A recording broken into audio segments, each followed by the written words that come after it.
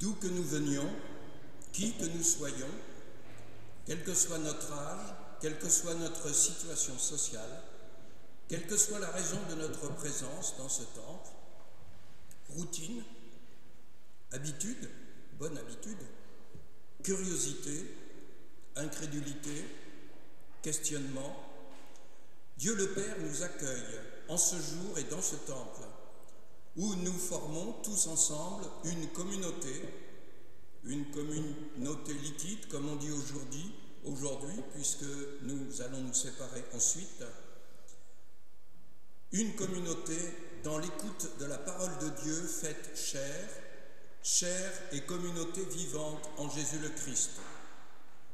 Parole qu'on nous donne de comprendre en esprit et en vérité grâce à l'action du Saint-Esprit. Cette parole nous annonce la grâce, le pardon et l'amour de Dieu pour tous les hommes et pour tous ceux qui se reconnaissent pécheurs, mais pécheurs pardonnés dans le Christ vivant. Amen.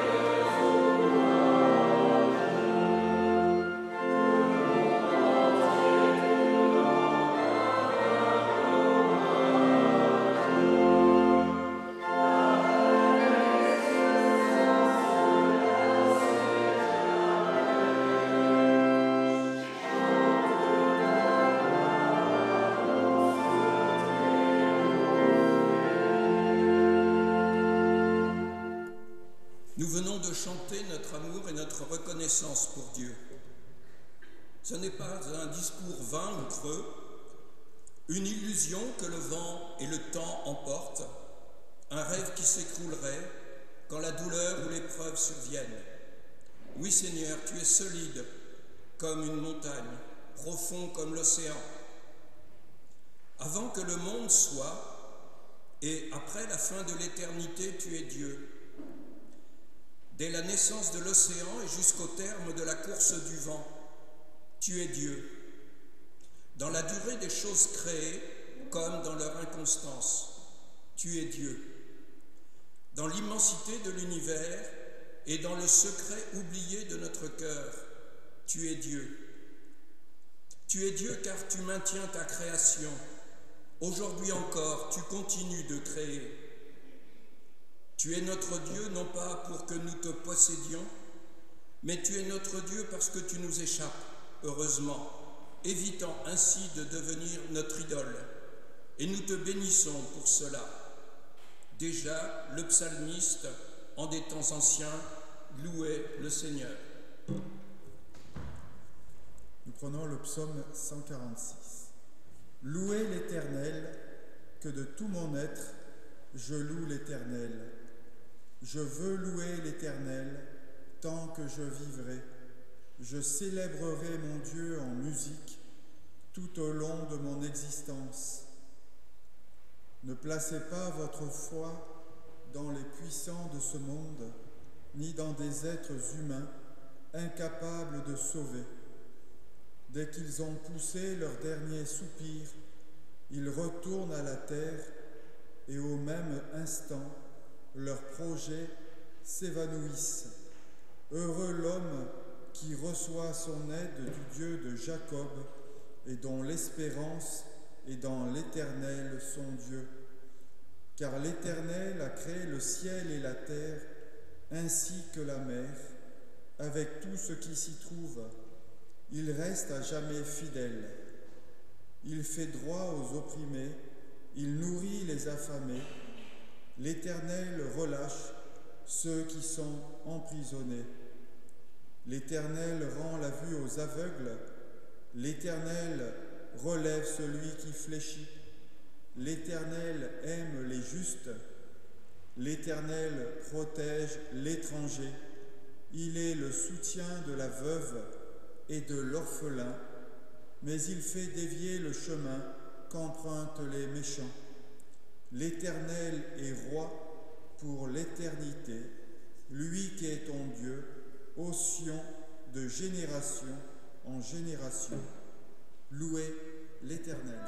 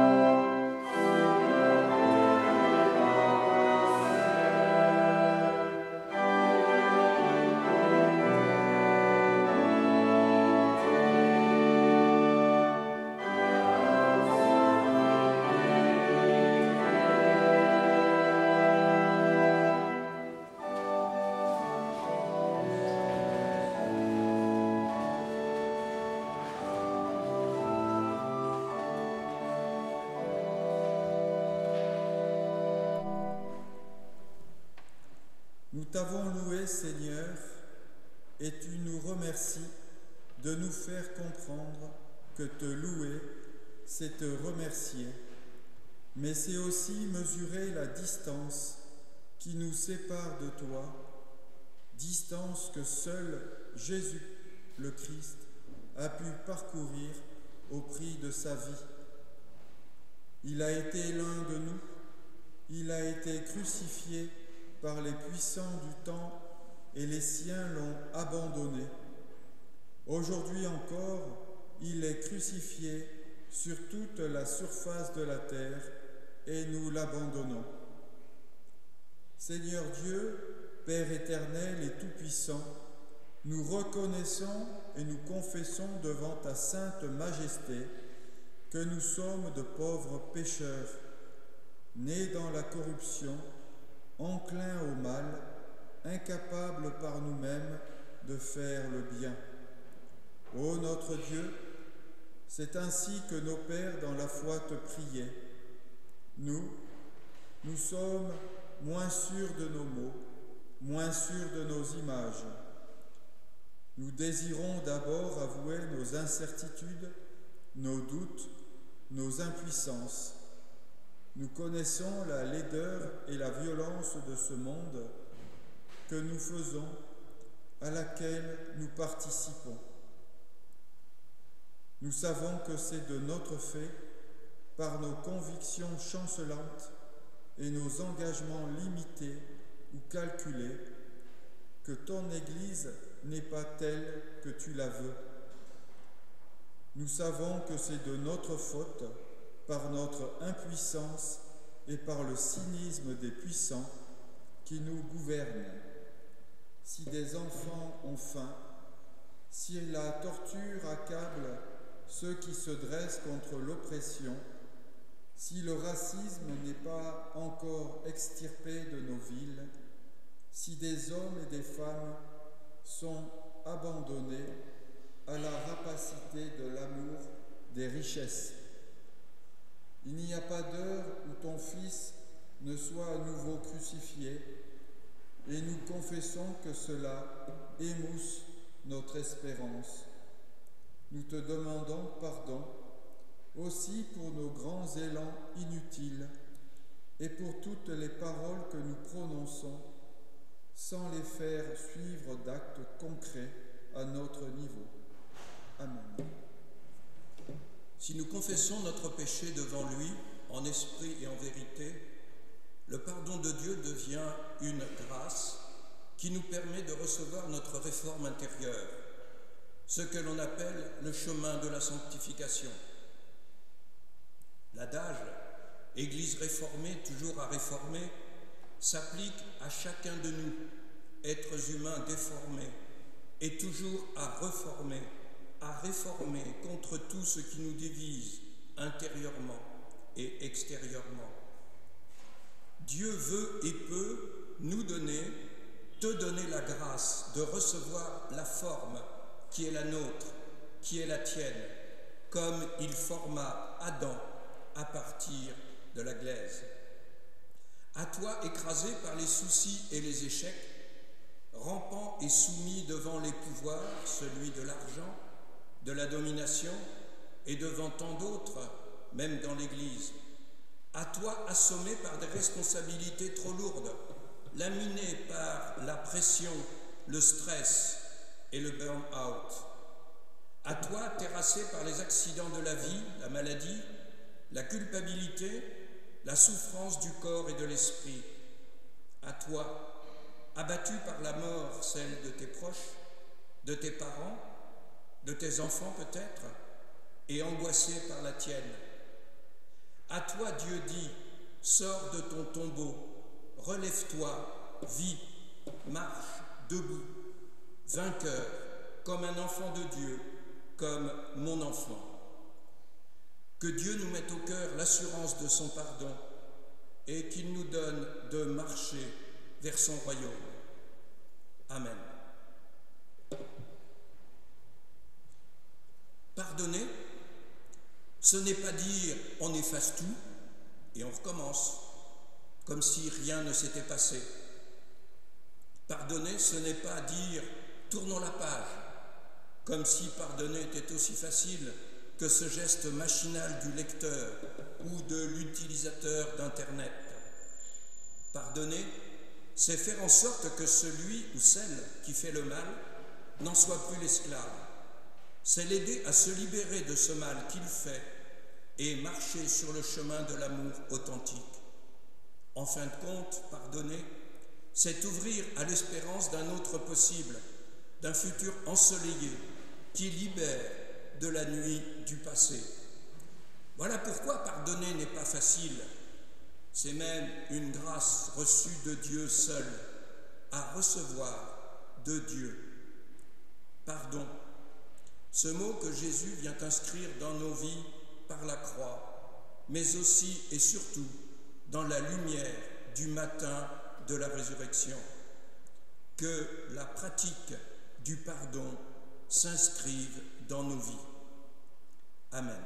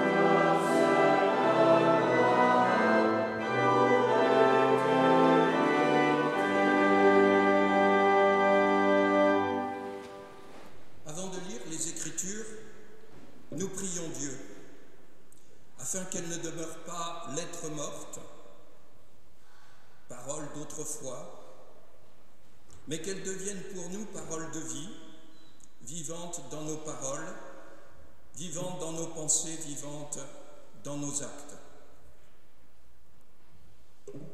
Père, ta parole est pour nous ferment du royaume et germe d'espérance. Que par ton esprit nous la recevions avec simplicité et joie. Que cette parole nous fasse porter les fruits que tu attends de chacun de nous, de notre communauté, de ton Église sur toute la terre. Sanctifie-nous par ta parole.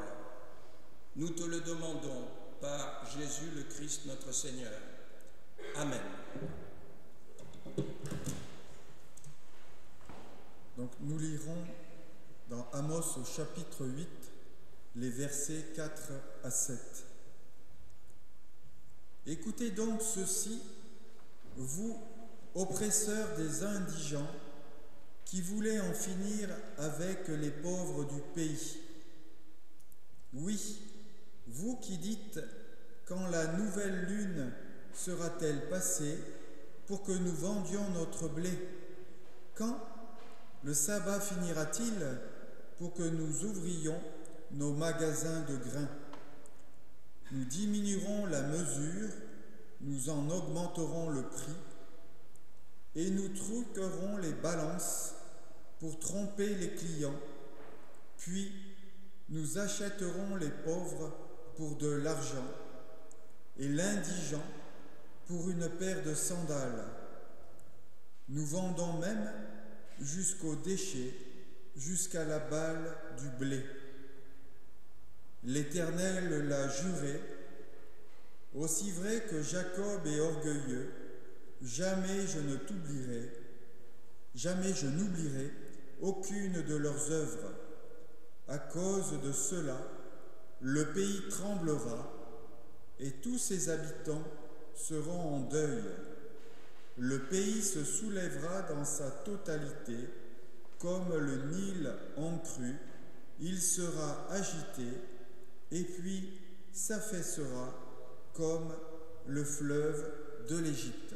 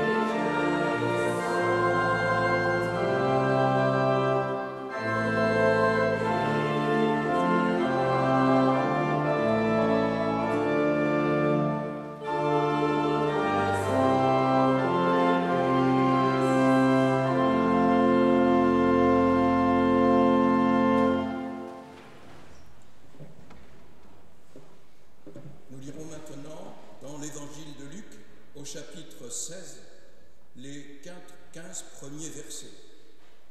La traduction qui vous sera lue est inspirée de la version, la Bible du Semeur, un petit peu modifiée. Jésus dit encore à ses disciples, « Un grand propriétaire avait un gestionnaire. On vint lui dénoncer sa conduite, car il gaspillait ses biens. Le maître le fit appeler et lui dit, « Qu'est-ce que j'entends dire de toi? Rends-moi compte de ta gestion. définitivement, car tu ne continueras pas à gérer mes biens. Le gestionnaire se dit, que vais-je faire, puisque mon maître m'enlève la gestion de ses biens? Travailler à la terre comme ouvrier agricole, je n'en ai pas la force. Me mettre à mendier, j'en ai déjà honte. Ah, je sais bien ce que je vais faire maintenant pour que les gens me reçoivent chez eux lorsque j'aurai perdu mon job de gestionnaire. Il fait alors venir un à un tous les débiteurs de son maître.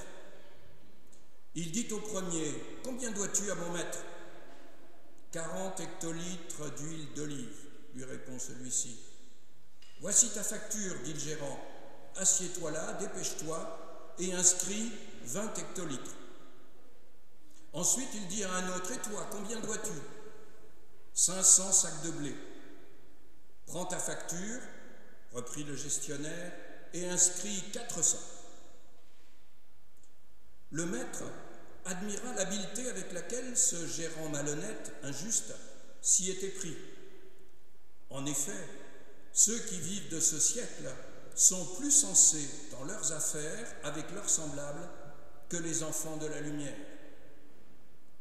Et moi je vous déclare, dit Jésus, si vous avez de ces richesses entachées d'injustice, on peut lire dans le texte, si vous avez quelque chose qui vient du mammon d'injustice, eh bien utilisez-le ou les pour vous faire des amis.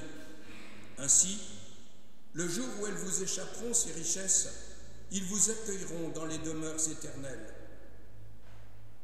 Si quelqu'un est fidèle et fiable dans les petites choses, on peut aussi lui faire confiance pour ce qui est important. Mais celui qui n'est pas fidèle dans les petites choses ne l'est pas non plus pour ce qui est important. Si donc vous n'avez pas été fidèle dans la gestion de ces richesses injustes, de mammon, qui vous confiera les véritables richesses? Si vous n'avez pas été fidèle dans la gestion du bien d'autrui, qui vous donnera le bien qui vous est personnellement destiné? Aucun salarié ne peut être en même temps au service de deux patrons, de deux maîtres. En effet, ou bien il détestera l'un et aimera l'autre, ou bien il sera dévoué au premier et méprisera le second. Vous ne pouvez pas servir en même temps Dieu et Mammon, Dieu et l'argent. En entendant toutes ces recommandations, les pharisiens, qui étaient très attachés à l'argent, se moquaient de Jésus. Mais il leur dit, vous faites passer vous-même, vous faites passer vous-même pour juste aux yeux de tout le monde, mais Dieu connaît le fond de votre cœur. Ce qui est en haute estime parmi les hommes, Dieu en a horreur.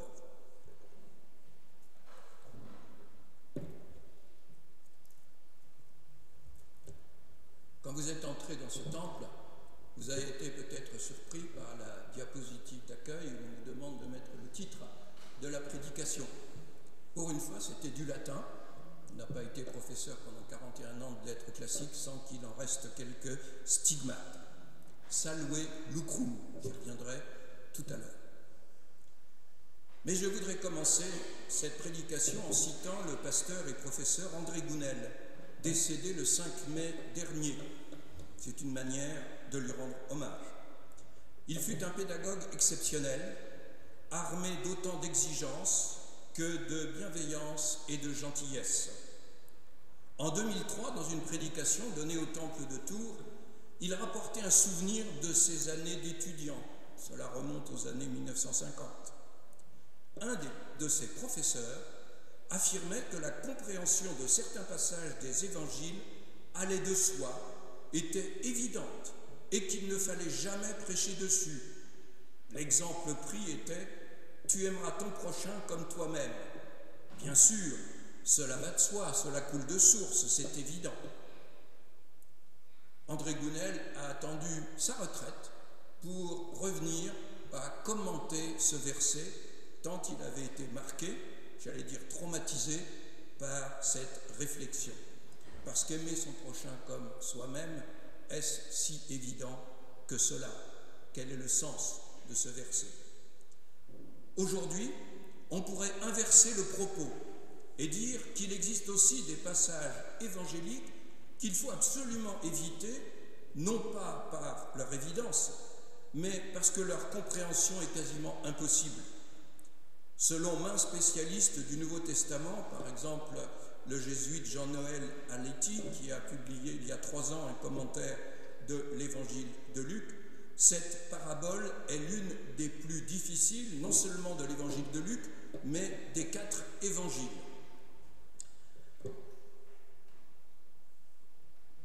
Je sollicite donc votre indulgence pour oser attaquer avec humilité et arrogance, prétention, ce sommet évangélique, cet Everest biblique. En une période où l'on parle beaucoup d'argent, de milliards, de dettes, de crédits, de déficits, peut-être ce texte nous parlera-t-il aujourd'hui plus qu'en d'autres temps. D'autre part, cette parabole fait partie de celles que l'on nomme les scandaleuses ou les paradoxales. Celle des 2 fils, appelée aussi du fils prodigue, n'est pas si évidente que cela à comprendre. Celle des ouvriers de la 11e heure, vous savez, ce patron qui paye au même tarif ceux qui travaillent 1 heure ou un petit moment et ceux qui ont fait une journée complète. Oui, Jésus est nul en économie. Cela ne tient pas debout, en apparence. Il ne faut pas suggérer son nom à l'actuel Premier ministre qui est en quête sans doute d'un ministre de l'économie et des finances. Cette parabole, pour revenir au texte, il ne faut pas l'examiner non plus par le petit bout de la lorgnette, fût-elle savante, en cherchant la signification de chaque expression, en pesant chaque détail, chaque mot, chaque terme. C'est la tentation à laquelle, dès l'Antiquité, les chrétiens d'Alexandrie, d'Égypte, n'ont pas résisté, parce qu'ils étaient conditionnés par une des méthodes de lecture de leur temps, la méthode allégorique, où tout devient symbole et signification cachée. Il faut donc tout décoder, même la moindre virgule. Chez Homère, Ulysse ne devient plus un personnage de chair et d'os, celui qui aime et veut rentrer chez lui. Ça devient un symbole et il devient même inhumain. Il faut se référer à la lecture, me semble-t-il, concrète et documentée, celle des pères d'Antioche-sur-l'Oronte, en Turquie aujourd'hui, en Syrie jadis. L'un d'entre eux est Jean Chrysostome. Le but, dans la lecture d'une parabole, c'est d'en comprendre ce que l'on appelle la pointe, l'idée principale, la leçon, certains diraient la morale, en réduisant la portée du terme, en se référant aux fables de La Fontaine. D'ailleurs, comme dans certaines fables de La Fontaine, notre texte possède plusieurs morales. Alors, si on veut jouer au savant, on dit plusieurs épilogues au sens technique du terme. Écartons bien sûr d'emblée l'idée que Jésus, le maître, justifierait l'escroquerie, la ruse, l'astuce, finalement le vol, même pour la bonne cause. Jésus ne prêche pas l'évangile de la prospérité, comme certains le font. L'argent, la richesse, n'est pas forcément signe de bénédiction, malgré tous les textes de l'Ancien Testament qui vont en ce sens. Ce qui est loué ici par le maître, terme désignant sans doute à la fois Jésus et le patron du gestionnaire, ce qui est loué, c'est l'intelligence de la réaction du gestionnaire. Il ne s'effondre pas, il s'adapte à une nouvelle situation, celle de son probable licenciement. Il anticipe ce qui peut lui arriver, il fait preuve de lucidité. Précisons que le système économique de l'époque, autant qu'on puisse le connaître, repose dans ce genre de situation sur une organisation originale. Le gestionnaire n'est pas un salarié, il perçoit un pourcentage sur les factures émises, sur les gains de l'exploitation. On peut dire qu'il est payé à la commission. Plus il vend cher, plus il gagne. En diminuant le montant des factures, le gestionnaire perd donc de l'argent à brève échéance, mais il s'assure à moyenne échéance de la reconnaissance des débiteurs de son patron, des débiteurs du propriétaire des biens qu'il gère. Il s'assure donc un avenir aussi confortable que possible, car il a mesuré ce qu'il est capable de faire et ce qui lui est impossible. Le travail physique, non. Il est sans doute peu résistant. Le déshonneur, la honte de la mendicité, encore moins. Il analyse lucidement et intelligemment la situation présente et à venir, et il met en œuvre immédiatement ce qu'il a calculé. Il réfléchit, il décide, il agit. Et il est probable qu'il y ait d'autres débiteurs que les deux mentionnés. En effet, dans le premier verset qui nous raconte sa décision, l'exécution de sa décision, on nous dit « il fit venir tous les débiteurs ». Il y en avait probablement plus que deux. Mais c'est un procédé littéraire, surtout chez Luc, de se limiter à deux exemples pour ne pas faire un texte qui soit une cascade et qui devienne ennuyeux. Le maître ou le patron est assez étonnant. Il ne suit pas ses affaires de très près. Il donne des pouvoirs très étendus à son gestionnaire. Finalement, il pense que l'intérêt commun, celui du maître des lieux et celui du gestionnaire, par ce système de commission, sont indissolublement liés. D'ailleurs, les résultats de cette exploitation sont excellents. 100 jarres d'huile, c'est environ, disent les économistes, les spécialistes de l'économie antique, environ 500 jours de travail d'un ouvrier agricole.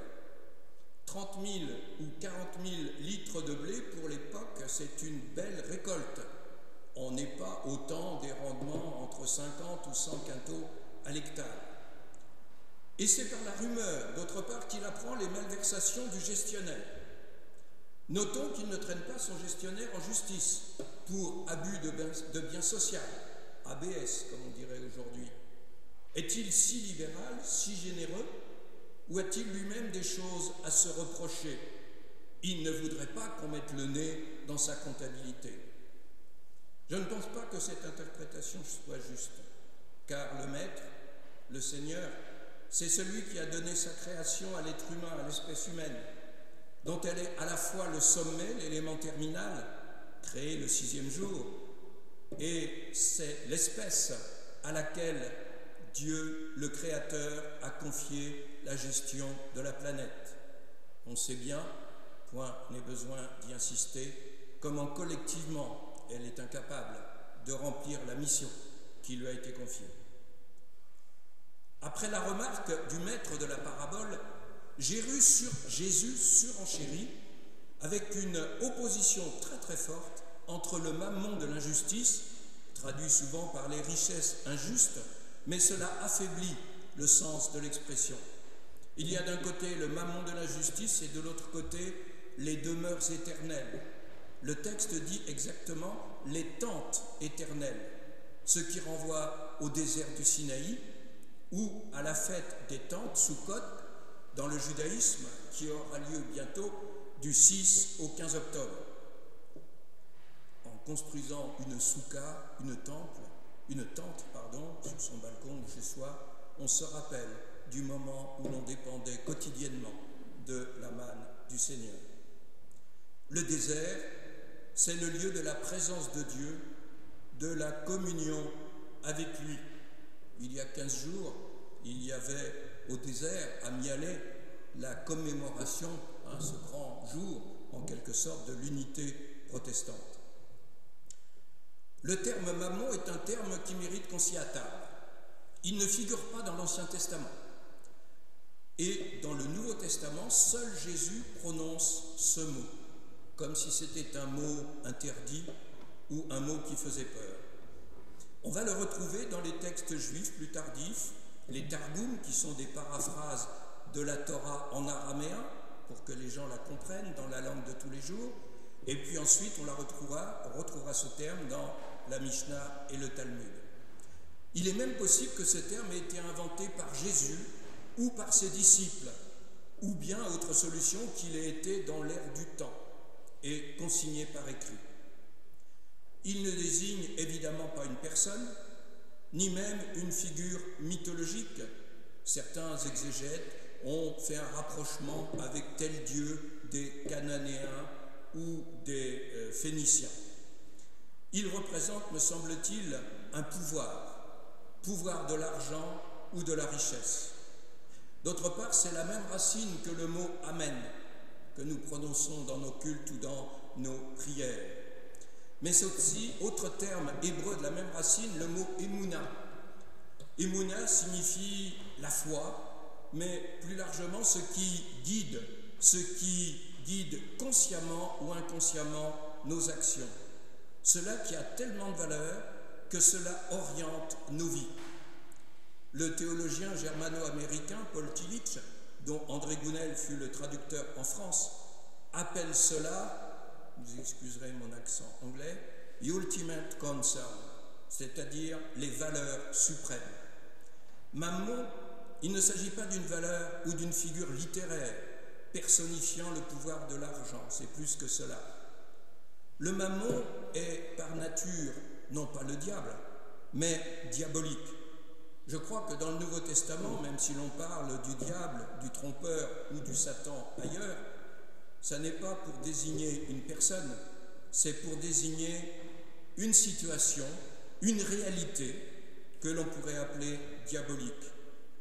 Personnellement, je ne crois pas au diable, bien sûr, mais je crois au diabolique, c'est-à-dire au trompeur, celui qui déçoit. Le diabolique est à la portée de chacun de nous. Tant de choses, tant d'idoles nous distraient du chemin vers les tentes éternelles. Le mammon est un pouvoir qui aspire aussi bien les pauvres que les riches, les uns dans la cruauté de leur manque, les autres dans la fausse plénitude qui les coupe de leur prochain, et d'eux-mêmes. Pensons à la parabole du riche qui veut profiter de ses richesses, au chapitre 12 du même évangile de Luc. Dieu lui demande son âme le soir même. Pensons à la parabole de Lazare et du riche, et non pas du mauvais riche, comme on lit parfois dans certaines traductions. Le terme n'y est pas, ce qui invite à réfléchir. Cela signifierait-il que tout riche serait mauvais? Cette parabole, elle est à la fin du chapitre 16 de Luc, à la fin du texte que nous avons lu. Et il y a évidemment une volonté de faire se correspondre ces deux textes. Pour éclairer notre réflexion et répondre à la question qui a été posée, tout riche serait-il mauvais? Un texte deutérocanonique, ou dit apocryphe comme vous voudrez, le livre de Ben Sira, dit aussi Siracide ou ecclésiastique, à ne pas confondre avec Coëlette ou l'Ecclésiaste, précise au chapitre 8, verset 31, « Heureux le riche qui ne court pas après Mammon ». Et le texte dit bien « qui ne court pas après les richesses ». Non, c'est pas ça. C'est pas après l'argent. Qui ne court pas après Mammon. Au verset 10 de notre texte, les richesses sont d'ailleurs qualifiées de petites choses, de choses sans importance. Avouez que c'est quand même assez étonnant.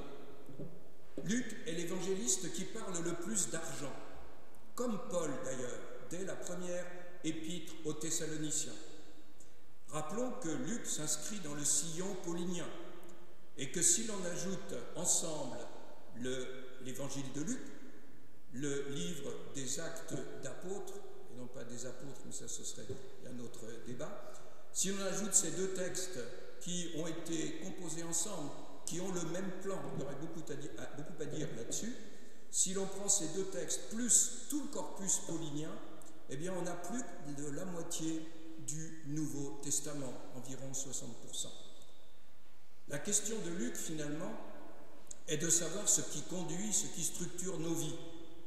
Et en fait, c'est la question du don, de la gratuité que nous, protestants, nous aimons bien rappeler, la gratuité du salut. Face à des mécanismes économiques producteurs d'injustice, le don, la gratuité, possède un pouvoir de subversion bien plus fort que telle ou telle idéologie. Le don est l'acte par excellence. mais Dieu seul connaît la vraie motivation d'un don. Est-il toujours gratuit? Ou comme les pharisiens de la fin du texte, est-il une manière d'acheter Dieu? De lui prouver que notre portefeuille, notre chéquier, notre compte en banque et nos virements s'inscrivent dans la gratuité de la grâce et non dans un commerce digne de modernes indulgences. Dans les essais de Montaigne, il y a un chapitre qui s'appelle « Des trois commerces ». Les trois commerces, c'est l'amour, l'amitié, la lecture. Ça n'est pas le business, le mot commerce. Rappelons-nous aussi l'épisode de la veuve dans le temple. La veuve dans le temple qui ne verse qu'une somme dérisoire en présence de pharisiens qui, eux, le font très ostensiblement. Ils se considèrent à part, c'est le sens du mot pharisien, à part et supérieur, évidemment. Et Jésus, bien sûr, souligne la force du geste de la pauvre veuve. On n'achète pas Dieu, ni hier, ni aujourd'hui. Le titre choisi pour cette prédication, j'ai déjà mentionné, Salve Lucrum, a pu vous surprendre. Si vous avez eu la chance de visiter Pompéi, vous avez sans doute été séduit par les fresques de dizaines de maisons. Mais souvent, les gens ne voient pas, sur le pas de plusieurs maisons, une inscription, Salve Lucrum, où on trouve aussi au datif Salve Lucrum. Comment la traduire? Bonjour, salut au bénéfice, salut au profit, salut au gain. Il montre bien ce qu'était pour les propriétaires de certaines de ces luxueuses demeures leur raison d'être, le principe de leur vie. Salve Lucrum. Dans le Nouveau Testament, il y a un pessimisme foncier à propos de l'argent, à propos de son parcours, de sa circulation. Sa circulation dans la société fait qu'il a obligatoirement, à un moment ou à un autre, servi à commettre l'injustice, ou qu'il en est peut-être le fruit. L'actualité nous rappelle qu'un pays endetté, plus encore qu'un particulier, peut être à la merci de ses créanciers. Et nous, sommes-nous aussi perspicaces pour les affaires de Dieu que pour nos propres affaires domestiques, financières? Gérons-nous l'argent reçu de Dieu, c'est-à-dire tout notre argent, comme nous le rappelons dimanche après dimanche au moment de l'offrande? Comment gérons-nous l'argent donné pour lui dans l'Église et au-delà de l'Église?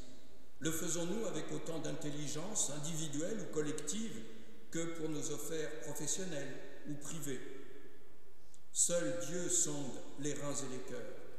Mais il nous appartient à nous, injustes, mais justifiés par le Christ, d'utiliser cet argent impur par nature, ce mammon, pour qu'il serve à annoncer à tous les hommes la gratuité du salut.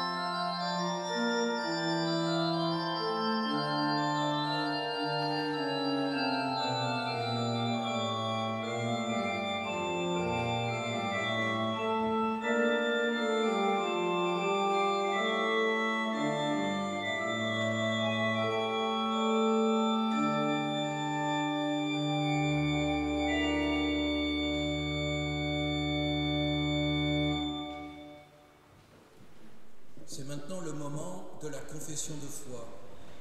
Je vous invite à vous lever et le texte que je vais lire est un texte qui vous surprendra peut-être par sa brièveté, j'y reviendrai tout à l'heure. Nous croyons en un seul Dieu, Père Tout-Puissant, Créateur de tous les êtres visibles et invisibles.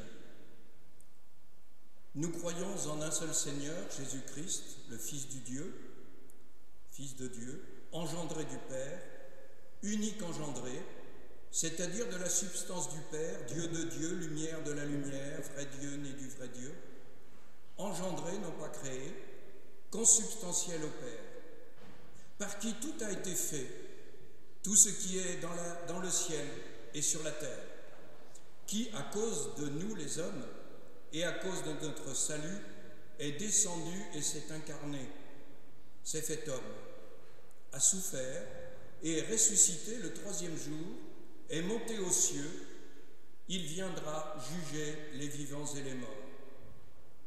Et nous croyons en l'Esprit Saint. Amen. En fait, ce texte, c'est le texte d'un concile dont on parle beaucoup cette année, concile de Nicée, 1700 ans quand même. C'est un texte très très bref que souvent l'on confond avec le texte de Nicée-Constantinople qui sera fait une soixantaine d'années plus tard. Le mot le plus important dans ce qui a été lu, à mon avis, c'est un mot que je suis sûr vous n'avez pas retenu. C'est le mot « c'est-à-dire », tout esti en grec. Qu'est-ce que c'est qu'une confession de foi? C'est une manière d'expliciter, de dire notre foi personnellement et collectivement et de la réécrire. Et en protestantisme, il est de tradition à chaque étape de la vie d'une communauté, comme pour les PUDF dans les années 2010, de réécrire ce qu'il est convenu maintenant d'appeler une déclaration de foi. Autrement dit, les confessions de foi, il y a les premières, Nicée, il y a celle de Nicée-Constantinople, il y a le symbole des apôtres que l'on lit parfois, et il y en a même un d'ailleurs que Luther aimait beaucoup, la confession de foi de saint Athanase, Athanase d'Alexandrie, qui vivait vers 380. Ça, ce sont celles qui sont canoniques. Mais dans le protestantisme, c'est à chacun de nous de réécrire dans sa vie, avec ses mots, les mots faisant partie évidemment de la vie, sa propre confession de foi.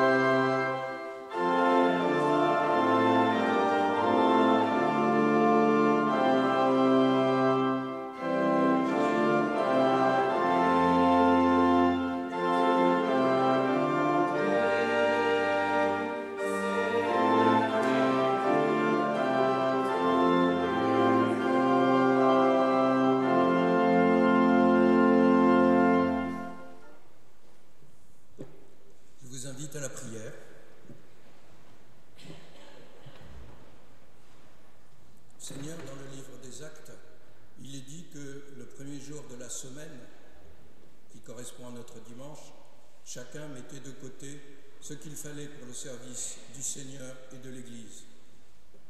Nous l'avons fait, nous aussi, aujourd'hui.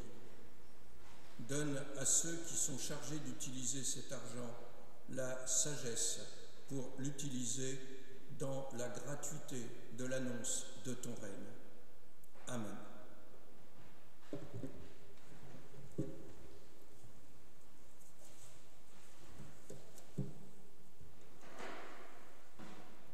J'encourage donc en tout premier lieu à faire des requêtes, des prières, des supplications et des actions de grâce pour tous les humains, pour les rois et pour tous ceux qui occupent une position d'autorité, afin que nous menions une vie paisible et tranquille en toute piété et en toute dignité. Cela est beau et agré de Dieu, notre Sauveur, qui veut que tous les humains soient sauvés et parviennent à la connaissance de la vérité.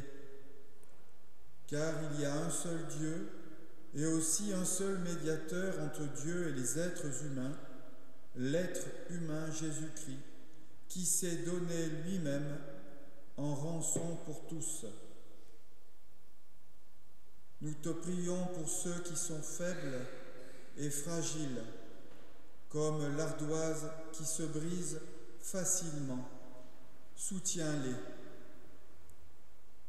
Nous te prions pour ceux qui, comme le granit, sont solides et forts. Donne-leur de se laisser émouvoir par le monde qui les entoure, pour qu'ils sachent s'ouvrir aux autres.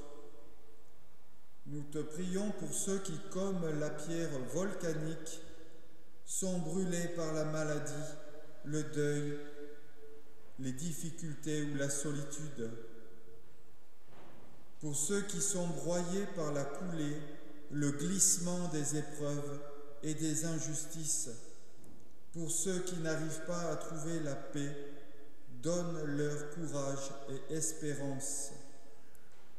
Nous te prions pour ceux qui, comme la géode, se sentent ignorés ou méprisés, les petits et les discrets dans leur travail, dans leur famille ou dans l'Église. Fais surgir de leur cœur des richesses insoupçonnées. Nous te prions pour ceux qui, comme la rose des sables, luttent pour vivre, combattent pour trouver une place, pour ne pas être écrasés par les autres, pour s'épanouir. Donne-leur la paix et la douceur. Nous te prions pour tous les hommes et les femmes, pour tous les enfants qui sont comme des multitudes de pierres, mêlés ensemble pour bâtir un monde un peu plus juste et paisible, un peu plus hospitalier. Et nous te prions de changer les cœurs de pierre en cœurs de chair, en cœurs humains, à commencer par les nôtres, mais aussi ceux des chefs des nations, en un temps où l'on parle de guerre et de bruit de guerre. Et comme ton Fils nous l'a appris, nous te disons, notre Père qui es aux cieux, que ton nom soit sanctifié, que ton règne vienne, que ta volonté soit faite sur la terre comme au ciel. Donne-nous aujourd'hui notre pain de ce jour. Pardonne-nous nos offenses, comme nous pardonnons aussi à ceux qui nous ont offensés. Ne nous laisse pas entrer en tentation, mais délivre-nous du mal, car c'est à toi qu'appartiennent le règne, la puissance et la gloire, au siècle des siècles. Amen. Si quelqu'un est fidèle dans les petites choses, on peut aussi lui faire confiance pour ce qui est important. Mais celui qui n'est pas fidèle dans les petites choses ne l'est pas non plus pour ce qui est important. Si donc vous n'avez pas été fidèles dans la gestion des richesses injustes, qui vous confiera les véritables richesses? Si vous n'avez pas été fidèles dans la gestion du bien d'autrui, qui vous donnera le bien qui vous est personnellement destiné? Aucun serviteur ne peut en même temps être au service de 2 maîtres. En effet, ou bien il détestera l'un et aimera l'autre, ou bien il sera dévoué au premier et méprisera le second. Levons-nous pour accueillir et recevoir la bénédiction de Dieu. Bénir, c'est dire du bien de quelqu'un, c'est lui souhaiter du bien et faire tout son possible pour que ce bien se réalise. Au nom du Père qui nous accueille et nous envoie, au nom du Fils qui se risque pour nous et nous sauve, au nom de l'Esprit qui donne vie à nos communautés, souhaitons-nous tout le bien possible. Soyons en paix et heureux dans notre cœur, autant qu'on puisse l'être, en dépit des soucis et des difficultés. Soyons en paix dans notre corps, malgré nos fièvres, nos souffrances et nos croix. Soyons en paix avec nos frères et sœurs, les plus lointains comme les plus proches, les plus étranges comme les plus familiers. Soyons en paix avec Dieu, et qu'il nous bénisse, Père, Fils et Saint-Esprit. Amen.